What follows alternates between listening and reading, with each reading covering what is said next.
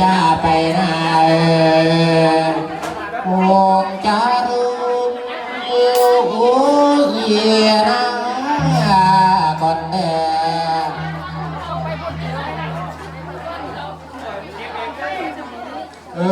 นี่กาแม่นวลจันแสนชมพู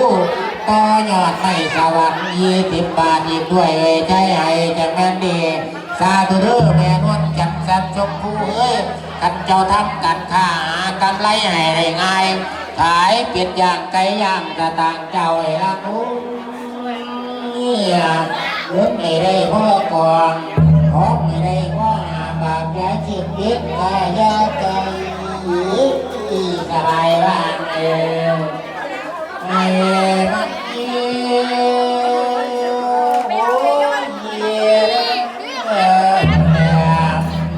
แม่ชาวีบ้านน้องเอ็นน้อยอุทิศไปให้พ่อจันทร์พิชาบุพชาติ